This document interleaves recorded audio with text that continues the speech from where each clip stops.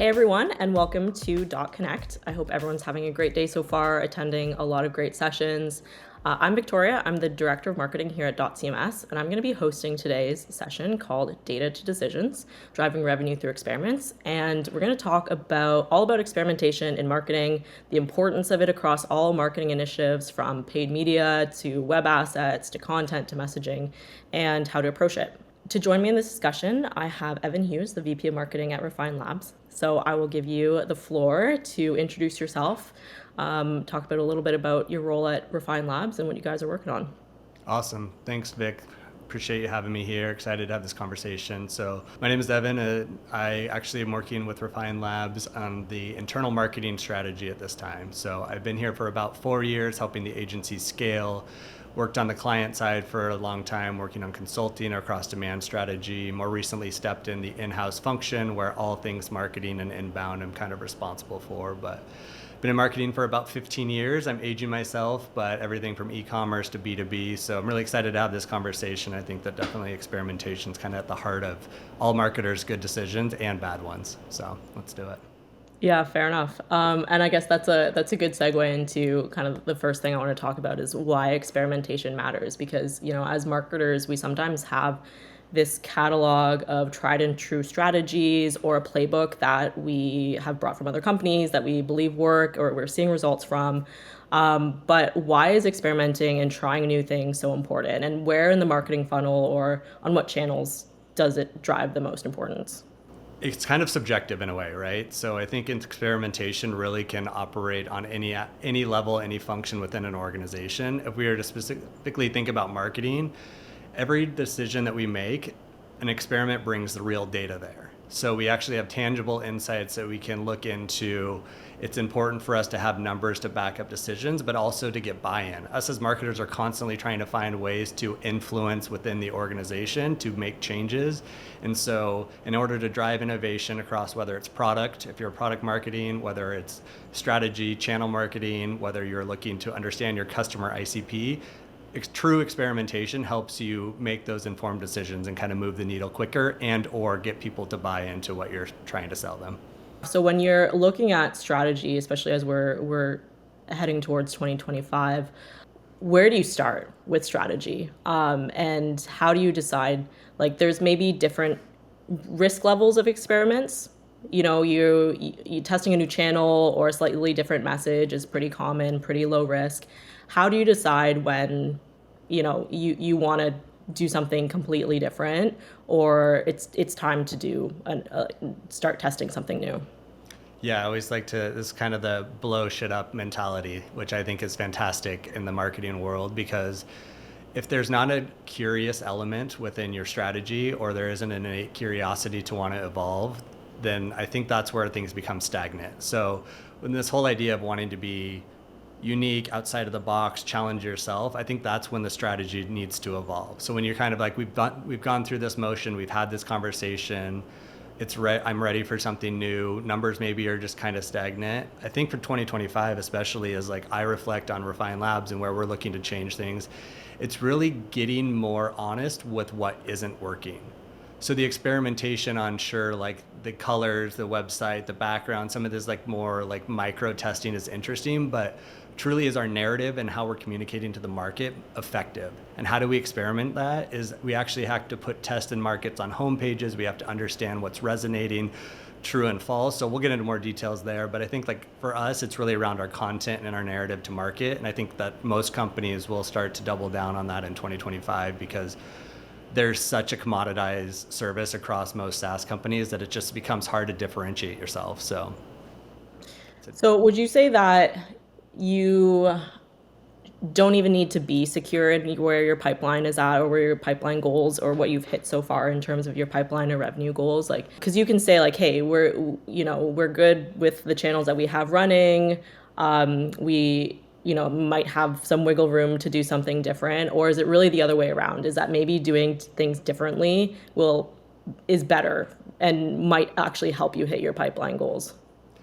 yeah, pipeline goals is a whole nother discussion in terms of how they're created and why they're created. I think that there's a lot of risk adverse mentality when it comes to we have to hit our goal because they're basically created based on a demand waterfall, or this idea that like maintaining certain conversion rates is the only way for us to hit this goal, so we need to drive 10,000 leads.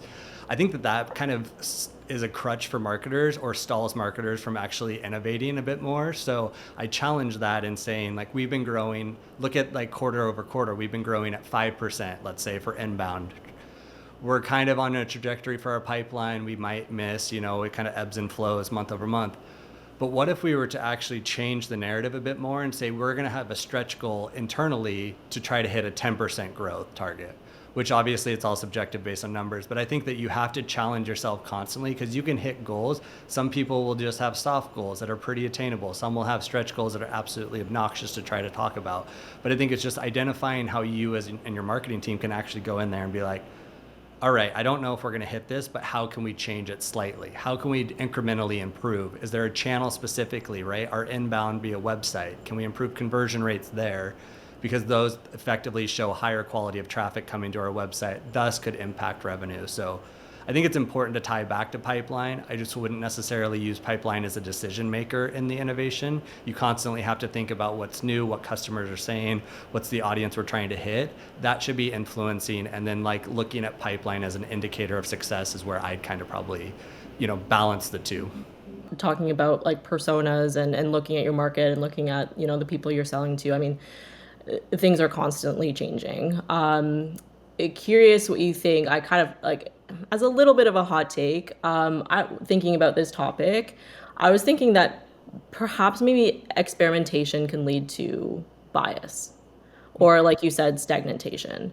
And to give a little bit of context for that, when we were relaunching our paid media strategy, about a year ago with Refine, we had some assumptions and hypotheses around some of our personas, like our dev audience, for example. We kind of assumed that they would hang out on Reddit and developer forums, and we wouldn't be able to reach them on LinkedIn. But that actually ended up being one of our best performing audiences for developers. So how do you feel that trying things out, and maybe for just a short period of time, whatever that may be, kind of helps make sure that you're not getting stuck in your assumptions? Yeah, no, it's great, and I always love when there's a success story when you kind of challenge the norm or the idea.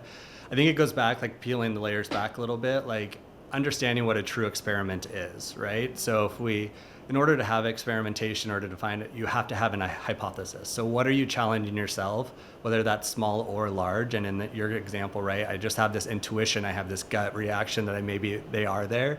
But that, like, part one of a true experiment is having that hypothesis. So, okay, the dev audience, is on LinkedIn.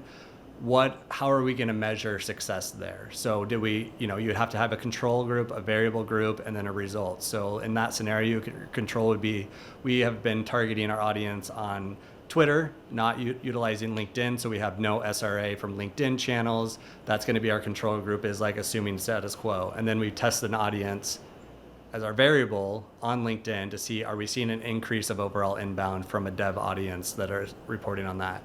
So I think that that's like important to understand and distinguish like why you made that decision. But going a bit further too, and recognizing like sometimes us as marketers have to use our gut and just like kind of ideas or challenge ourselves so we don't get stuck. And I think when you do get stuck, it's a lack of creativity. And it's not at the fault of the marketer, but I think you're not maybe challenging yourselves, or you're not having conversations that are sparking interest. So I would just encourage you to bring in a fresh set of eyes. Have one of your peers come in and ask them the same question. Have them evaluate the website or say, this is my scenario. Sometimes just those little unlocks can get a marketer unstuck, where they're able to like formulate, okay, here's 8 hypotheses that we can think about testing, rank them in priority, how are they mapping to revenue? So, and or like any sort of initiative that's moving closer to revenue. So I think the unlock is just a matter of challenging yourself to be a bit more creative. Switching gears a little bit to talk about challenges in experimentation. When you are going to set up a new experiment, or you have these ideas that you want to test out, what are the challenges that marketers most generally run into? with whether it's, they've done something different and the data comes back and then you're not sure what to do with it. Like, what do you really see the biggest challenge or roadblocks for teams? Honestly, I think some of the biggest challenges is having leadership buy-in and trust. Like, you have to have an environment and a culture that appreciates experimentation, that's willing to listen and adopt these ideas as if they were their own, because it really are trying to help the organization. So that's absolutely like paramount for any sort of experimentation to work. It's similar to like managing expectations with pipeline goals and targets. You just have to have those honest conversations up front. I do think some experiments are challenging. There's this hypothesis, or there's this myth that like it slows down innovation. And while it can slow down innovation, I think you have to think of it, reframe that a little bit. So you create an experiment and you use a subset of traffic or a subset of geography to test an experiment. That's small, but one of the challenges, I think, if that proves successful, and I don't think we think about often, is what happens if it's actually a positive result and we need to scale. We suddenly need to deploy this across all regions, all languages, all departments. There's resource constraints that I think we don't necessarily think about. So even though we have positive signals, are we actually able to apply that more broadly? Do we have the dev department, the technology? Do we have the marketing team in-house? So I think like there's the data quality, there's managing expectations, and then there's a resource constraint. Like those are all areas that I think can be challenging for us marketers to kind of move the needle significantly enough to be like, holy shit, that was an awesome win. Like, how do we keep doing this? How would you suggest building that culture of experiments within marketing teams and leadership? Because the trust thing is huge, because these could be things that, have a high cost up front, or might take a lot of resources to get off the ground. So how do you start to build that culture within teams? Yeah, no, it's such a great question. I think the biggest gap I see consulting some clients is there's a lack of communication between the different teams. So it's an age-old like sales marketing, leadership marketing, operations marketing. Like I feel like we constantly have some sort of silo within the organization, so that communication doesn't naturally flow from one organization to the other or from one department to the other. So I think setting those expectations and having those clear goals, but you have to communicate that. So it's like a drip campaign, similar to what we do for email. I do this a lot with like my leadership team. It's like I have this kind of idea, so I plant the seed and then I just water a little bit, every couple of weeks, depending on how big it is, I kind of introduce a new data point or a new idea. But it's building the trust because it's showing you're continuously thinking about it. I think when you whiplash leadership with this idea without context setting or any sort of like drip campaign, then that's where there's immediate pushback. So that's kind of a little trick that works for me. If Megan's listening, apologies, but it's true. But I think that's set goals, have intention, and also just be confident in your experiment. Own up that it could fail. If we look across most of the big companies, the Fortune 10, on average, 10% of their experiments actually are successful. So 1 in 100. So 99 experiments that they actually deploy fail.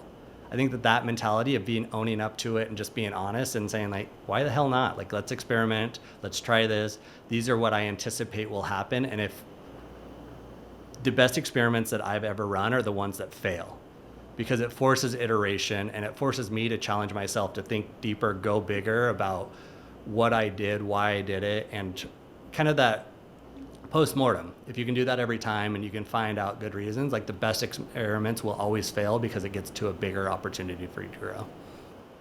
Totally fair. Do you have examples of big failures that turned into maybe big wins?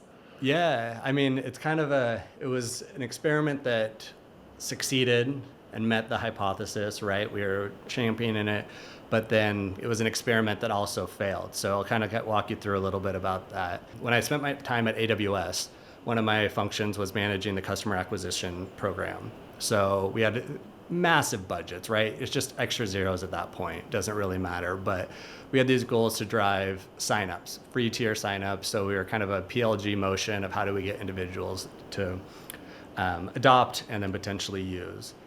So our hypothesis was our sign-up flow, what if we removed it from 5 steps to 2? The hypothesis being like streamlining the sign-up will increase user adoption and thus drive higher revenue. So that would be our hypothesis. Our variable would be like the number of steps, so 2 versus the control, which is 5. And then the result is tracking conversion rates, right? Do we have active users signing up faster? What's the revenue impact?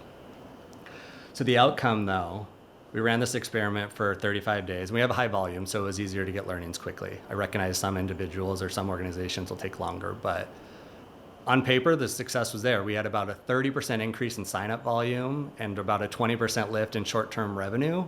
So it was like, hell yeah, we did it. We like absolutely crushed this goal. We took that to leadership. We were talking about deploying it more broadly across other solution offerings and geographies.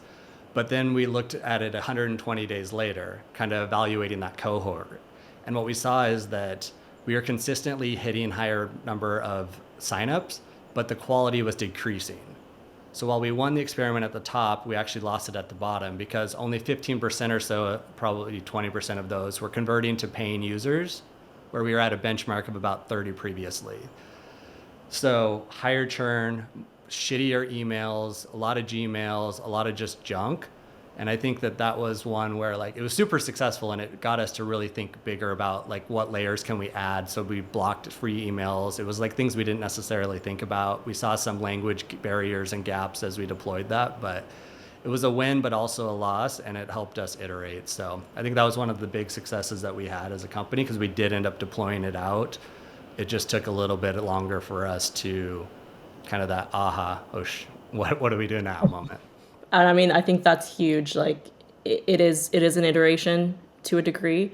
At what point though do you say, hey, this is just like not working? You know, if it's like a paid channel or if it's a message or, you know, web copy or content for that matter. At what point do you have to say, hey, no, we've invested too much? I'm sure it's situational, but we need to pull the plug. Yeah. I think that comes down to having insights into the data. So as we talk about some of the limitations marketers have with true experimentation is data quality and hygiene. One of the clients I work with was still advocating very much for lead generation. So lead forms on Facebook, it was a lower touch, lower barrier to entry product. And so they were continuing to invest and they saw increased rate of return on paper, so platform conversion rates. But when we started to like change and reframe how they were looking at the data and that mindset, right? So in their mind, their experiments were continuing to succeed. But we introduced the data of the quality index there, and that's where like immediately the plug was pulled because you start to apply a cost per platform conversion or a cost per true qualified prospect. I think there's a big delta there sometimes that people don't necessarily look at because they do operate in silos. So it's when you can have the right data, like you pull the plug quickly. If you're actually, the number one metric I like to look at first when launching a paid campaign is like cost per qualified job title. If that is, you have to benchmark that for a period of time. But if that is something that is too high, that unit economics don't make sense, there's no CAC that you can actually afford to do that, you need to pull it back. And that's what this customer did because they realized they were just burning cash. So it's a matter of using the right data to inform and influence is kind of how I think about it. But go a bit deeper if that wasn't kind of the angle of that question. Let's talk a little bit more then about the data, because that's a huge thing. I mean, you need to have that. We talked about a little bit about trust and you know, justifying these things to leadership, especially if there's, you know, a big price tag attached to it. How do you take all this data and measure the impact of success? Like, what are the key metrics? What are the KPIs that you want to consider when you're looking at experiments, whether it's from a paid perspective or from even like a message testing perspective? What should marketers kind of look for when they start planning? Yeah. I think that there's this mindset that we should always keep in mind. Is my experiment or is what I'm doing have a dotted line to revenue to some degree? So I know everyone, it's an echo chamber about marketing has to align to revenue. And I understand and respect that, but you actually have to start higher up. So if I was to look at KPIs, right, you start, depending on your experiment or the testing that you're running, messaging or copy or audience targeting, conversion rate is a key metric that I would look at from whether it's platform conversion rate or it's signups or it's demo requests. Because again, that's like the top part of the funnel where you say, okay, the quality measure there is that person moving down closer to pipeline opportunities and potentially revenue, right? So the dotted line is there. Any sort of like visual aid, audience targeting, ICP, I think that like the conversion rate is a key component there that I would evaluate. I would also look at like CLV and CAC if I was to like evaluate the programs on a larger scale, looking at holistically across marketing, or ad CAC if there's specific LinkedIn, Facebook, search, those channels that you want to like evaluate and understand, am I investing the right dollars? That's where I would understand like what are the conversion rates by those channels? So are we driving the quality traffic? Are there any signals that we can like use our data from outside of platforms? So what are some of the, again, I speak to job titles, what's the buyer committee within those groups? Like that all informs like, is that person moving through the conversion rate, converting faster, their win rate? So those are the three, like conversion rate, CAC, ad CAC, and CLV, 4. So you have all the data. At what point, like, who else do you need to get involved kind of cross-functionally? And at what point does this become just a part of your regular marketing playbook? I think at first it comes down to like to answer the first part of your question, like which parts of the organization that you need to have buy-in with or confidence that they're going to like lean in and trust. It depends on what you're trying to do, right? So if you're more of a content marketer in-house and you're focused on like the quality of content or the type of content deployed, you're going to probably work closer with the brand team, the designers. You're going to have buy-in there and let them understand, okay, here's like two A/B pieces of content we want to test and experiment with, one potentially long form document ads, one more short form carousel. We want to do that at scale across this target audience. So you'd have to get buy-in there to make sure there's resources to create that, but also create excitement behind it. Like get them excited about it too, and get them to think, why are we doing this? A lot of times I think marketers, we just like request things, but we don't necessarily bring the energy behind it of why we're doing it. And I think that why we're doing it is where another trust layer is built and people are like really ready to rock and roll and ready to help you out. So it really depends on the function. If it's more tied to like pipeline, right, you're going to want to be closer to your CFO. You're going to want to be closer to your product marketer to make sure that your narrative is speaking to the right audience. But the other part here is like, you have to like bring it as part of your playbook or to bring it as like a natural progression is stack rank, right? We're going to have all the ideas in the world. Marketers love creating new ideas and rebranding things constantly. Like it's what we do. But you have to recognize what is going to have the biggest impact and why. So I would recommend like at least a list of 10 if you can of things you want to test and experiment in a given quarter, like set a quarterly target there. Narrow that down to 2 or 3 max that you're going to test. I think that sets you up for success because it's actually repeatable, scalable, and then you kind of set up a RACI model where you understand like who's involved in this, how do I need to work with them, what are things that they need to look for, like who's the approver, who's the reviewer, how are we going to deploy this? What's our timeline? If you can kind of outline all that information and build a template, like it allows you to scale repeatedly over and over and becomes part of your marketing plan. Just like coming off the wall, throwing a brief together and hoping this experiment works. It's never repeatable. And there isn't trust there because it just becomes busy work. So I would just start with a list of 10, stack rank based on biggest influence to whatever objective growth. And then, seek buy-in and transparency at first. And then once you get that, then start the brief process. Do you have other examples of times where you were working with clients or even with Refine where you wanted to do something different, but maybe there were other teams or leadership push back, or there was just something completely, different that you wanted to do, but it actually ended working well? So like, what are some good success stories that you might have? Success from like the leadership team was correct and what I was advocating for wasn't, or success in terms of just like influencing and moving the individual to like think differently, think bigger.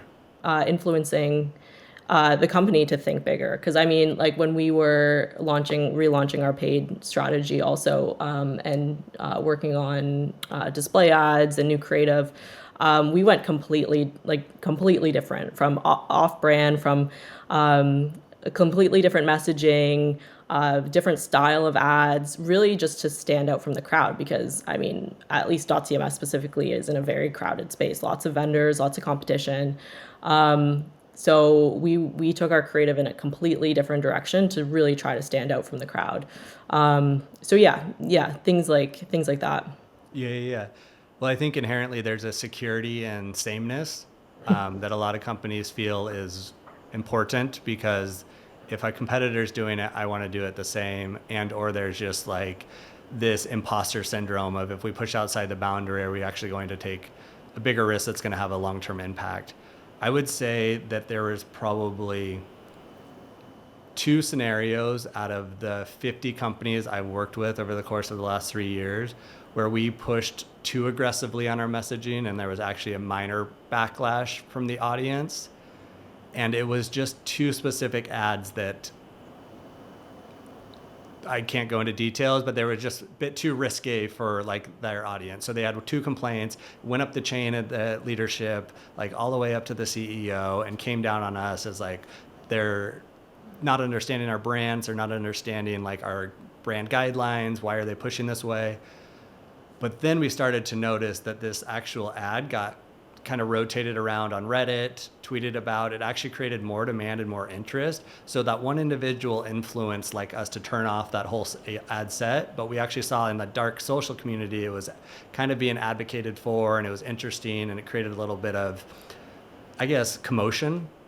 So it was a win for us. I think that that's just showing that sometimes one or two individuals might influence like interesting ideas, or maybe if you're creating ads to please the board, your ads likely are garbage.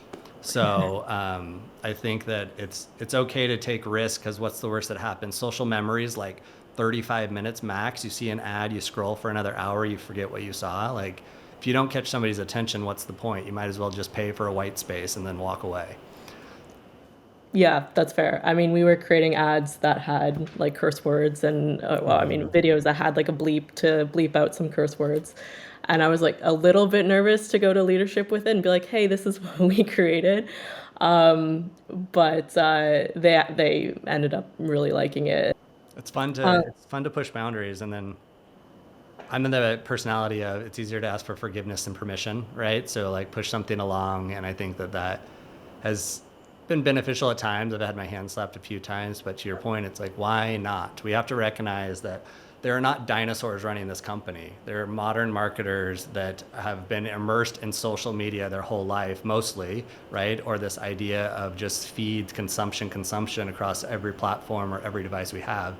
We have to recognize that it's not unfamiliar for them to see unique things. The buying committee is much bigger than a 90-year-old sitting at the top of the board that we like are afraid to appease. So it's just about be okay with taking risk. I think across the board, experiment big and fail fast. I at least have had this perception working in B2B SaaS for 10 years that, like you said, like we're not dinosaurs, but we have the perception that we can't be fun and creative and do crazy things and like have fun with it, right?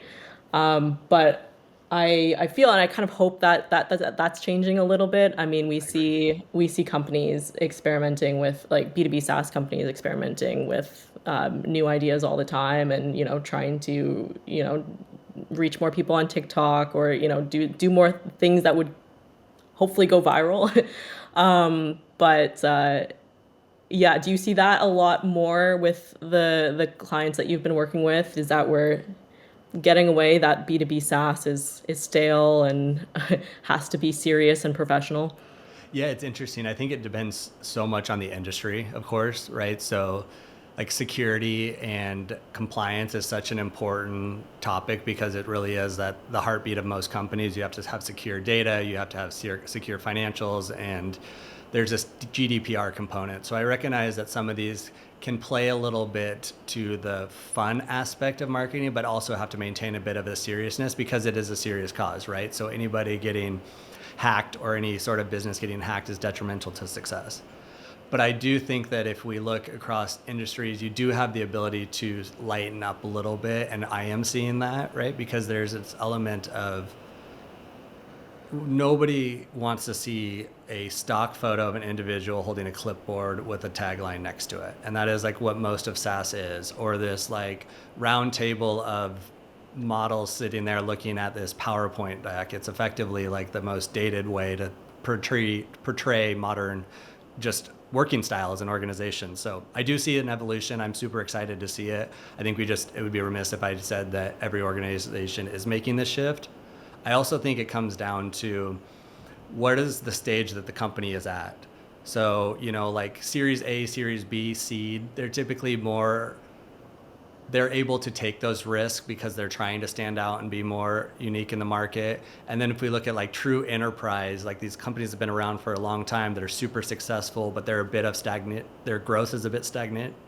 That's the harder one to influence because they are still growing, but are they growing at the efficient rate that they can? And that's where we have a hard time influencing at the enterprise level sometimes because there is so much red tape going all the way up, and they're big numbers versus like, I'm not saying small, like Series A and B don't drive huge results, but I'm saying that they're able to be a little bit more risk averse because there's a smaller buyer committee, or excuse me, there's a smaller internal committee that like is a decision maker.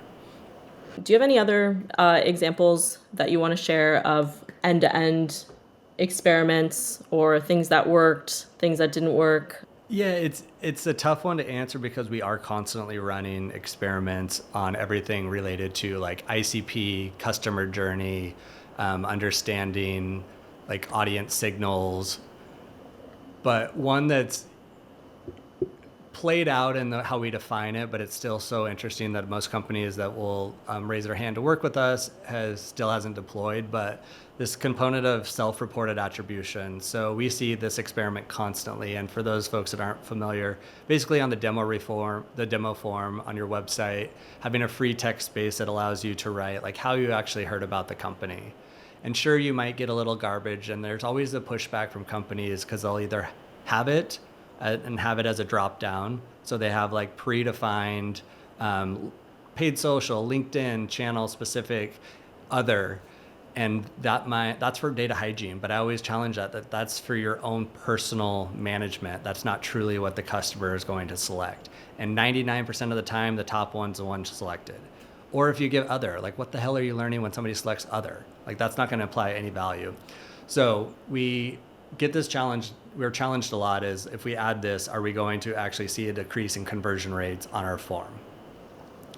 And one of the success that we had this hypothesis that conversions would remain flat even if we added this. This happened to me last week. Ran the test. We actually saw that there was a 25% dip in conversion rate. So like our hypothesis was incorrect. But again, this is where, so successful in learning, and I think that's like iterating quickly. But what we found out, again, it came back to that quality. So the 25% decrease, if we started to actually look at who was filling out the form, it was a lot of garbage. And I'm speaking a lot to like inbound form fills because that's really us as marketers. That's like the sole thing that we want to drive is high quality intent to the website to engage and ready to talk to sales. But that one is always at a point of friction with clients is like, do we want to add this? Do we not want to add this? I would challenge you to add it and then to explore like the quality measure there, free emails, any sort of XYZ, joedur@gmail.com. I mean, that's my go-to one all the time. So I think, and if you have that in your database, apologies, but I think it's an experiment we apply almost daily when we work with clients, but it's something that I think that we always see various results, so. No, and that's fair. I mean, we went through the exact same activity too. Yeah, at the end of the day, the data speaks for itself. The conversion rate is more effective, and that's what we saw too, honestly. So Totally. It's how you think about your goals, right? So conversion volume valuable, qualified prospects more valuable, pipeline extremely valuable, and revenue the end all be all. So kind of reframing how you like define success is important, and it's all part of that like experimentation journey. how do you see experimentation and marketing using experimentation evolving in the next few years, especially for B2B marketers that are in crowded spaces and need to stand out from the crowd, or with AI introducing all these personalization tactics, and there's privacy issues, there's a ton of issues. It's too big to talk about on its own. But yeah, any thoughts on how data and these experiments will shape marketing and content strategy and strategy as a whole, like business strategy as a whole, in going into 2025 and beyond? Has already influenced strategy for a lot of marketers. I think you nailed it when you talk about personalization at scale rapidly. I think this is like AI is actually going to harmonize sales and marketing a bit more. So bringing them together, because effectively their roles become similar, right? Marketers that are able to speak directly to the right audience or the right messaging at the right time through AI that's kind of providing them signals. And I hate the word signals in marketing, but it's true. Like that's giving them like these moments of aha, like this is where we should reach out to the individual. It's almost like outbound effort through marketing. And then sales is also doing that same tactic. So like those two merging together and being able to see cross sharing of data, how the account's actually influenced, how many contacts are being added to it, what are the meetings that are being had. It's going to bring teams closer together. It's going to speed up things, but I think the slowest part right now is going to be people adopting AI.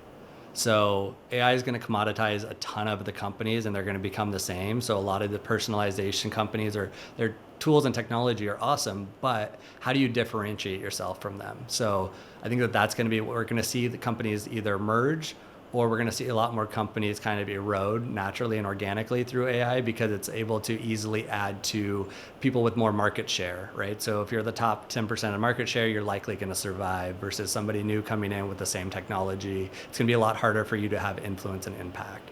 So I think machine learning, AI will all influence messaging scale capabilities. We already see that within like Google search platforms. You're able to use algorithms when it comes to bidding. You're able to think about like messaging, pin different messages.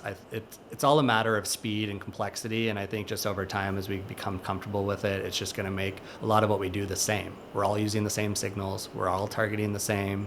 And that's where like messaging look and feel becomes so much more valuable and clarity to market than just being able to reach your right audience. If we all use the same tool, we're all doing the same exact thing. Yeah, and I think you nailed it with tools. I mean, there's so many tools out there and so many that just all work together and streamline the entire workflow that I mean, I remember the days where I used to walk over to the desk of an AE and be like, "Hey, can you say this to your next prospect? Like, can you and like let me know how it lands?" Like, but now, yeah, the entire ABM, ABX motion can be automated and you can do all that through AI. And yeah, I think we're definitely going to see a lot of that. And the clarity of the message is also huge. And I mean, I think I'm a little biased coming from product marketing background, but the clarity of message is definitely paramount, and testing messaging constantly and getting that feedback from your market is huge. And it's way different than I think when you and I started in this space, when you didn't have things to do these experiments easily. There weren't, message testing tools or, like experimentation built into, your CMS or whatever it may be. But yeah, it's definitely going to be an interesting 2025. I agree. I'm excited for it. I think that there's a ton of potential.